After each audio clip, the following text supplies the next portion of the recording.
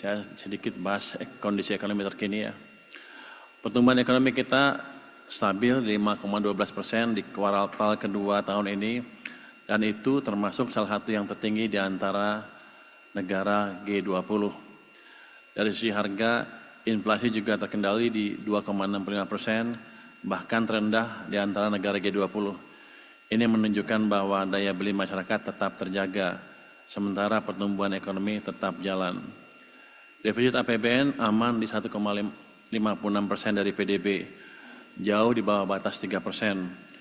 Ini bukti disiplin fiskal tetap kuat, tapi kita juga punya ruang untuk mendorong ekonomi kalau diperlukan. Neraca perdagangan naik 45,8% sepanjang Januari sampai September, dan surplus ini bertahan 64 bulan berturut-turut. Tingkat pengangguran turun ke 4,76%, kemiskinan turun ke 8,47%. Ini adalah angka terendah sejak krisis 98, bahkan terendah sepanjang sejarah.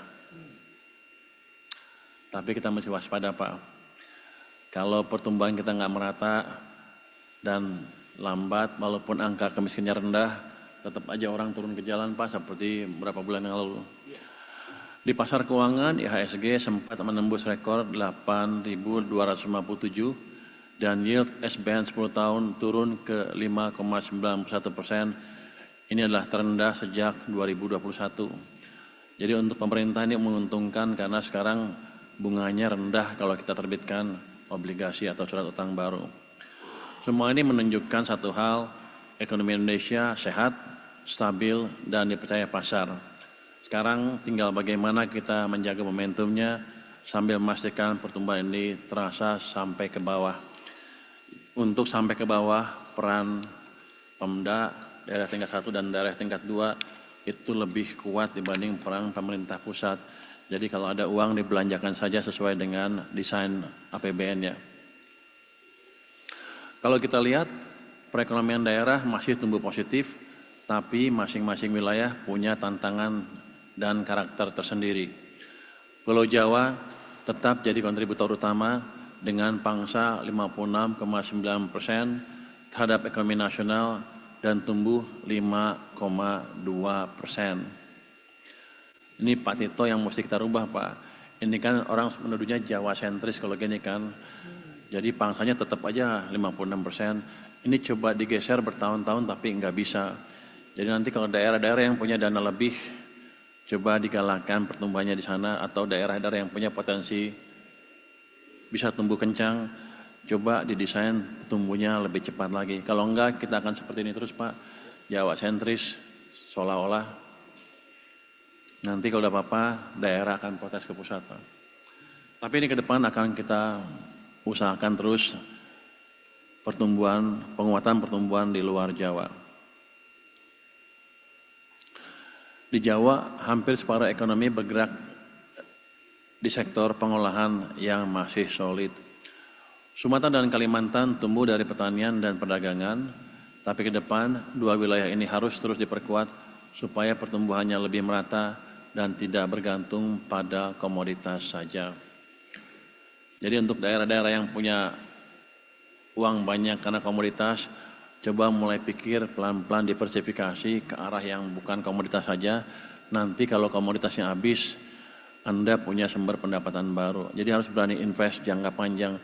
Uangnya jangan dianggurin, kalau punya uang banyak, mulailah invest di industri dan lain-lain. Utamanya di sumber daya manusia di daerah itu. Sulawesi tumbuh paling tinggi, ditopang hilirisasi industri. Dan ini bukti nyata bahwa strategi nilai tambah di daerah memang berhasil. Tinggal dijaga supaya pertumbuhannya berkelanjutan. Sulawesi sudah puluhan tahun tumbuhnya di atas 7% terus. Jadi ini harus ditiru oleh daerah-daerah lain. Maluku, Papua, dan Bali Nusa Tenggara juga mulai bangkit, masing-masing dari industri pengolahan dan pariwisata. Tapi ingin saya tekankan, berbagai risiko harus tetap diantisipasi. Karena itu, Pemda perlu terus menstimulasi perekonomian di daerahnya lewat belanja yang cepat, tepat, dan produktif. Next. Bapak Ibu hadirin yang saya banggakan, Secara umum inflasi di daerah masih dalam tren terkendali. Dari 38 provinsi, 37 diantaranya mencatat inflasi positif. Hanya Maluku Utara yang mengalami sedikit deflasi. Kalau kita lihat, 25 provinsi sudah berada dalam rentang target nasional, artinya pengendalian harga di daerah berjalan cukup baik. Saya ingin cerita sedikit kenapa inflasi itu penting. Yang pertama, inflasi itu bisa menjaga stabilitas sosial politik. Jadi salah satu rahasia kenapa Pak Harto bisa bertahan 32 tahun adalah beliau bisa menjaga stabilitas harga beras utamanya. Yang lain akan ikut harga beras. Jadi inflasi ini amat penting sekali juga untuk meningkatkan popularitas pemimpin daerah. Kalau di daerahnya harganya nggak terkendali, pasti nanti ke depannya kalau ada pemilu nggak kepilih lagi. Kalau bapak-bapak ibu bisa mengendalikan harga di daerah, hampir pasti bisa kepilih lagi tanpa embel-embel yang lain ya. Jadi perut masih merupakan alat politik utama di Indonesia ya. Itu yang pertama. Yang kedua, kenapa dulu kita desain TPID dan TPI, Tim Pengendalian Inflasi Pusat, Pak? Karena waktu itu kan Bank Sentral sama pemerintah terpisah kan. Bank Sentral kebijakannya adalah inflation targeting regime. Jadi bunga dikendalikan sesuai dengan inflasi atau bunga untuk mengendalikan inflasi. Biasanya sih bunganya berapa persen di atas inflasi. Jadi kalau inflasinya misalnya 7, dia bunga acuannya bisa 8 atau lebih sedikit. Itu bunga acuan. Bunga pinjamannya lebih tinggi lagi. Jadi waktu itu ditargetkan mengendalikan inflasi serendah mungkin supaya BI bisa menurunkan bunga ke level rendah. Akibatnya bunga pinjaman harusnya pelan-pelan turun juga. Itu akan mendorong perekonomian. Kenapa? Karena pemerintah waktu itu nggak bisa mengendalikan bank sentral. Jadi cara kita mengendalikan bank sentral adalah mengendalikan inflasi ini. Kalau inflasi bisa terus-terusan 2,5, BI harus dipaksa, pelan-pelan akan bisa dipaksa menurunkan bunga acuannya ke 3,5. Harusnya bunga pinjaman juga turun mungkin ke 7 atau lebih rendah lagi. Kalau itu yang terjadi maka ekonomi kita bisa tumbuh lebih cepat lagi atau paling nggak bisa bersaing dengan negara lain. Karena di Malaysia bunga pinjaman paling 5%. Kalau di sini ketinggian ya perusahaan kita kalah bersaing. Jadi di sinilah pentingnya pengendalian inflasi. Selain tadi harga, perut dan lain-lain, tapi kita ingin meningkatkan daya saing ekonomi kita dibanding dengan ekonomi negara-negara tetangga kita. Jadi TPID itu seperti nggak penting, tapi sebenarnya amat penting sekali. Keterjangkauan harga di berbagai wilayah juga membaik karena pasokan lancar dan distribusi antar daerah semakin efisien. Kerjasama perdagangan antar daerah terbukti jadi faktor penting. Daerah yang aktif membangun jaringan pasokan lintas wilayah, inflasinya jauh lebih stabil. Tapi kita tidak boleh lengah. Tekanan harga pangan dan energi bisa datang kapan saja, terutama menjelang akhir tahun atau musim tanam baru. Karena itu, sinergi antara TPIP dan TPID harus terus diperkuat.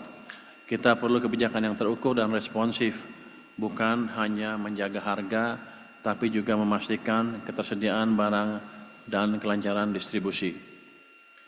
Jadi tugas kita sekarang bukan hanya menahan inflasi tetap rendah, tetapi juga menjaga stabilitas harga dan pasokan secara berkelanjutan.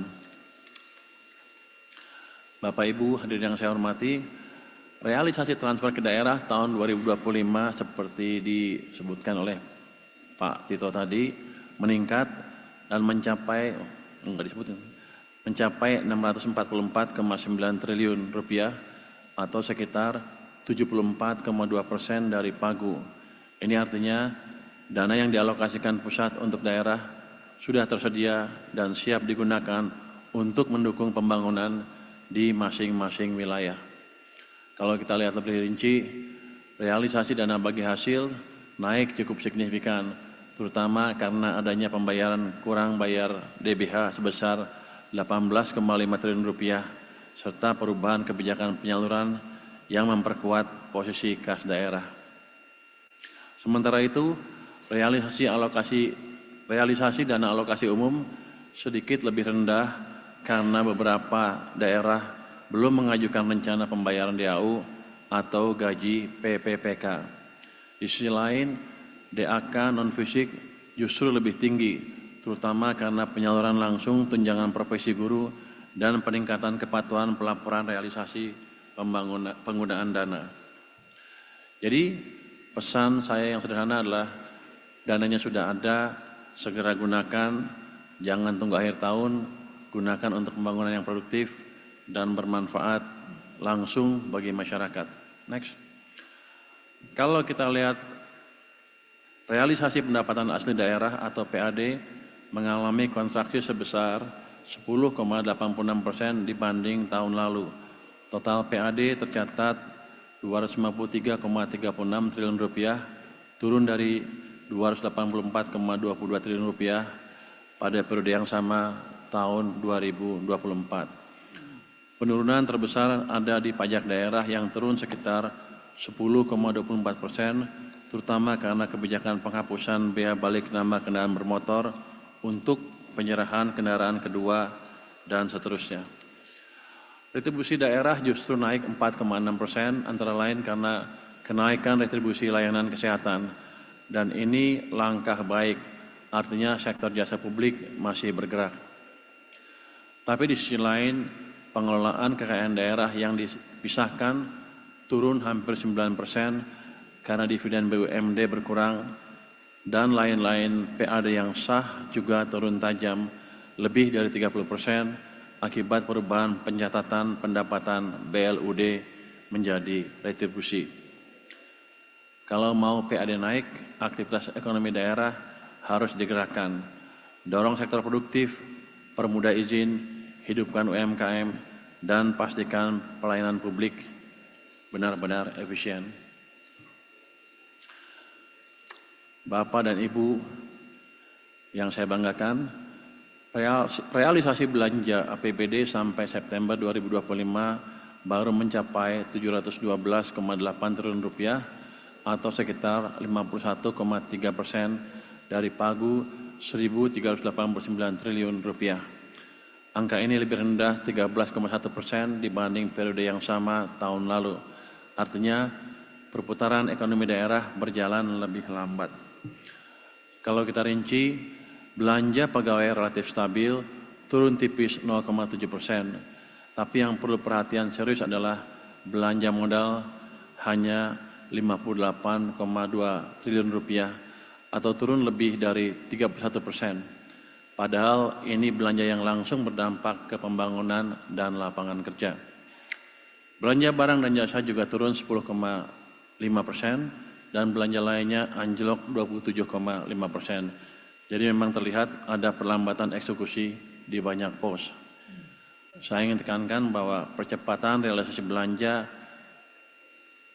terutama yang produktif harus diutamakan dalam 3 bulan terakhir tahun ini. Uang daerah jangan dibiarkan mengendap di kas atau deposito. Kalau uangnya bergerak, ekonomi ikut hidup dan masyarakat langsung merasakan manfaatnya. Jadi saya dengar tadi Pak Tito bilang uangnya ditumpukan sampai akhir tahun ya Pak ya? Karena bayarnya di akhir tahun kan, kontraktor-kontraktor itu. Tapi katanya daerahnya naruhnya di bank pembangunan pusat seperti di Jakarta, Bank Jakarta. Itu kan daerahnya uangnya nggak ada uang jadinya, banknya nggak bisa muterin tuh, nggak bisa meminjamkan di sana. Harusnya walaupun nggak dibelanjakan, biar aja uangnya di daerah, jadi bank daerah bisa nyalurkan ke bisnismen atau pelaku usaha di kawasan itu. Jadi selalu kita bertanya-tanya tuh, kenapa uang di pusat terus numpuknya? Kalau kita sebar ke daerah dan uangnya balik lagi ke pusat, nggak ada gunanya tuh untuk daerah. Jadi ke depan harus dipikirkan lagi supaya uang tetap bertahan di daerah. Kalau bank daerahnya kurang bagus ya dibetulin supaya lebih bagus kinerjanya. Tapi kalau uangnya di pusat terus ya bank daerah juga nggak bisa napas. Dan yang penting adalah pembangunan daerahnya oleh swasta yang pinjam ke bank kalau uangnya di sana menjadi terhambat. Pemerintah pusat sudah menyalurkan dana ke daerah dengan cepat. Sekarang giliran Pemda memastikan uang itu benar-benar bekerja untuk rakyat. Next. Realisasi belanja APBD sampai dengan triwulan ketiga tahun ini masih melambat. Rendahnya serapan tersebut berakibat menambah simpanan uang Pemda yang nganggur di bank sampai 234 triliun rupiah. Jadi jelas ini bukan soal uangnya tidak ada, tapi soal kecepatan eksekusi. Tadi Pak Tito bilang bedanya dengan catatan di itu ada 18 triliun ya Pak ya, kalau dari kas daerah. Justru saya jadi tanya-tanya, 18 triliun itu kemana? Karena kalau bank sentral pasti ngikut, itu dari bank-bank di seluruh Indonesia termasuk di BI, segitu tercatat. Kalau di Pemda kurang 18, mungkin Pemdanya kurang teliti ngitungnya Pak, nulisnya Pak. Kalau BI itu pasti udah di sistem semuanya. Jadi itu mesti diinvestigasi itu kemana yang selisih 18 triliun itu.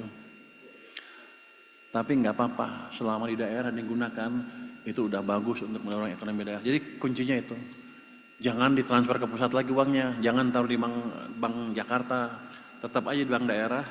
Kalau banknya jelek dibetulin supaya uangnya betul-betul muter di sana. Ini sama juga di pusat juga ada. Oh, tuduhan masyarakat ada lagi nih, waktu saya taruh tunjukkan di pusat ada uang 230 triliun, 230 ya? Yang di bank komersial punya pemerintah pusat dalam bentuk deposito, mereka menuduh ini orang pusat main bunga nih Pak. Uangnya taruh di sana, pejabatnya minta bunga dapat kickback kayak gitulah. Jadi ini harus waspadai, betul seperti itu apa enggak. Tapi yang jelas kalau untuk pemerintah pusat akan kita investigasi uang itu uang apa, di mana tempatnya, kenapa deposito segitu banyak. Jadi saya pikir Pemda juga meneliti seperti hal-hal itu. Kalau pemerintah kan tugasnya bukan mengumpulkan bunga dari tabungan. Tugas kita adalah membangun dan memastikan uang yang kita peroleh berdampak ke perekonomian untuk daerah di daerah, untuk pusat di pusat. Saya ingin titip beberapa hal untuk rekan-rekan daerah, baik TPD maupun OPD yang menangani keuangan dan pembangunan. Pertama, kelola dana Pemda di bank dengan bijak, simpan secukupnya untuk kebutuhan rutin, tapi jangan biarkan uang tidur. Uang itu harus kerja, bantu ekonomi daerah. Mungkin Pak Askolani ke depan dipikirkan sistem transfer yang cepat sekali, mungkin hitungan hari, jadi daerah nggak usah numpuk uangnya di sana. Jadi mereka habisin aja, kalau kurang langsung cepat minta ke pusat sesuai dengan anggarannya.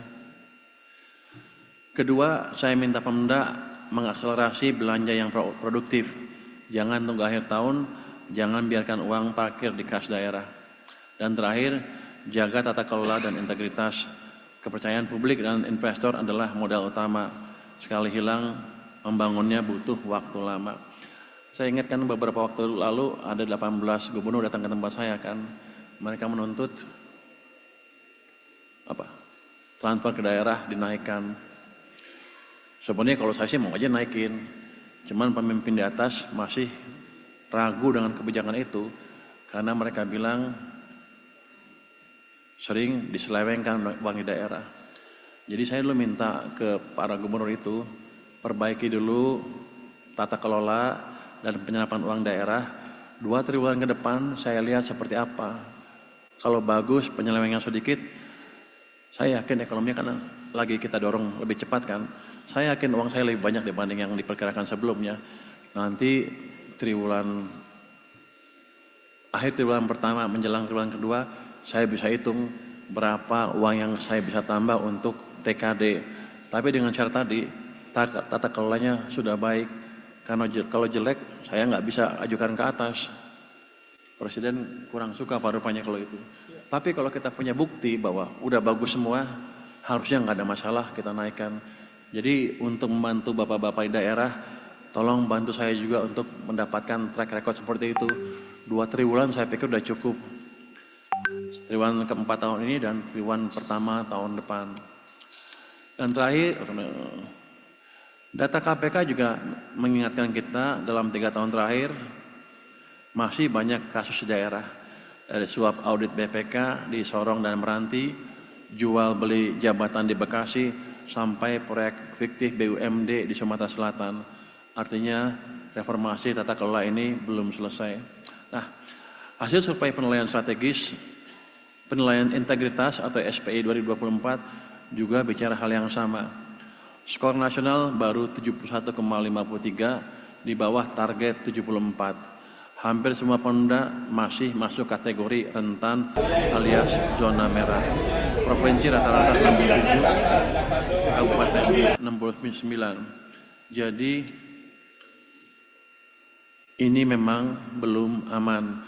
Coba tolong perbaiki 2 triwulan ke depan deh, jadi saya bisa ngomong ke atas. Kalau enggak, saya dimarahin juga kalau ngomong.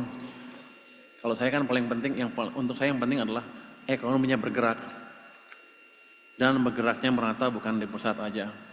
KPK bilang sumber risikonya ya masih itu-itu aja, jual beli jabatan, gratifikasi, intervensi pengadaan. Padahal kalau itu nggak diberesin, semua program pembangunan bisa bocor di tengah jalan. Jadi mari kita kelola uang publik dengan hati-hati, cepat dan bertanggung jawab supaya ekonomi daerah makin kuat dan masyarakat makin sejahtera.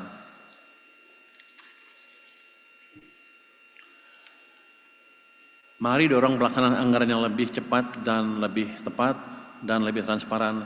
Gunakan dana dengan bijak, kelola kas daerah dengan efisien dan jaga integritas dalam setiap keputusan. Kalau semua ini berjalan seirama, kepercayaan publik akan tumbuh, investasi mengalir, dan ekonomi daerah semakin tangguh. Yang paling penting untuk saya adalah saya punya ground atau landasan untuk bilang ke atas, daerah mesti ditambah uangnya, jangan dipotong sebanyak kemarin. Saya percaya dengan kerja dan disiplin dan niat yang bersih, kita bisa menjaga stabilitas sekaligus memperkuat pertumbuhan ekonomi di daerah maupun secara keseluruhan nasional. Terima kasih Pak. Wassalamualaikum warahmatullahi wabarakatuh. Waalaikumsalam warahmatullahi wabarakatuh. Makasih banyak untuk Bapak Purbaya. Tanganlah. Baik Bapak sekalian, waktu beliau terbatas, tapi terima kasih karena kesibukan Bapak yang sangat banyak dan ini waktu yang sangat berharga sekali bagi Bapak untuk hadir di sini. Mudah-mudahan ini bukan yang pertama. Nanti mungkin pada saat pembahasan realisasi belanja atau yang lain Pak, Bapak berkenan untuk hadir karena inilah forum yang didengar oleh semua kepala daerah beserta stafnya Pak.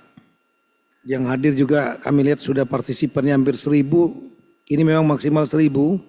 Tapi ini berkelompok Pak, kami melihat ini ada yang sampai 6, 7, 8, mungkin 10. Jadi paling tidak kami kira 5.000, 6.000 yang hadir.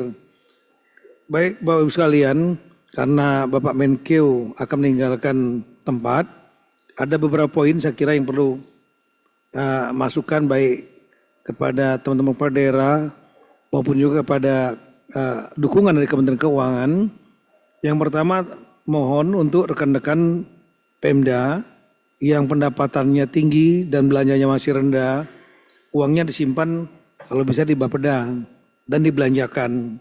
Jangan di pusat, di Himbara atau ditaruh di bank. Saya tahu ada beberapa bank di pusat yang ditaruh karena memang dianggap bank sehat.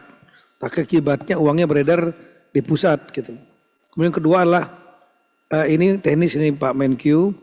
Jadi salah satu suara dari teman-teman di daerah, mereka begitu menerima DAK, dana alokasi khusus dari kementerian, yang dapat dari Kementerian Keuangan, sedangkan Kementerian Kesehatan, Pendidikan misalnya, PU, nah itu mereka juknis dari kementerian, teknis itu terlambat sering kali Pak. Dan sehingga DAK-nya masuk, uangnya, tapi karena juknisnya keluar, mereka nggak berani, teman-teman daerah nggak berani mengeksekusi. Karena akan jadi masalah hukum Pak bagi mereka Pak. Jadi nanti pada saat waktu tertentu mohon dukungan dari Bapak Menteri Keuangan juga mengimbau kepada seluruh kepala daerah, saya ulangi, pimpinan lembaga yang memiliki dana DAK disalurkan oleh Kementerian Keuangan sesegera mungkin membuat juknis supaya atau bila perlu juknisnya mungkin 1 juknis saja sehingga daerah langsung cepat dapat, langsung mengeksekusi. Yang ketiga Bapak, dana alokasi umum ini beberapa daerah mengalami hambatan. Hambatannya terutama syarat salur. Karena Kementerian Keuangan membuat syarat untuk menyalurkan di bulan berikutnya, itu ada beberapa pedoman. Hambatannya biasanya Pak adalah SDM, mohon maaf, sumber daya manusia yang ada di daerah. Seperti Papua Pegunungan, saya datang sendiri ke sana, ya mohon maaf kurang mampu untuk membuat syarat salur pertanggungjawaban lain-lain misalnya. Ini mungkin memerlukan dukungan dari Kementerian Keuangan. Bapak ada perwakilan KPKN, Kantor Pemberdayaan Keuangan Negara di daerah. Mohon kalau bisa cukup tidak pasif tapi proaktif juga. Di daerah-daerah yang mengandalkan TKD itu dari kami Kementerian Dalam Negeri Pak mengirim tim biasanya Pak dari Dirjen Keuangan Daerah Bapak Dr. Agus Patuni di sini. Nah, bersama-sama dengan KPKN Kementerian Keuangan membantu di daerah yang nggak mampu untuk membuat penyusunan administrasi syarat salur.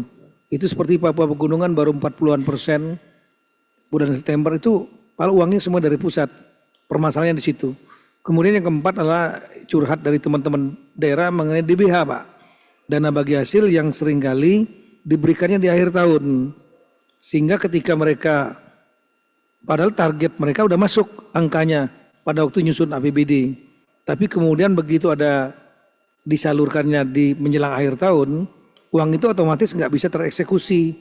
Karena perlu ada lelang dan lain-lain. Akibatnya di carry over menjadi silpa di tahun berikutnya. Dan kemudian berikutnya untuk daerah memang Pak perlu harus ada silpa. Karena di daerah-daerah ini di Januari mereka harus membayar belanja pegawai dan kontrak yang sudah selesai di deadline akhir Desember, dibayarnya Januari. Yang berikutnya Bapak, transfer antar daerah. Kalau ini untuk teman-teman gubernur. Ini curhat dari teman-teman para bupati wali kota.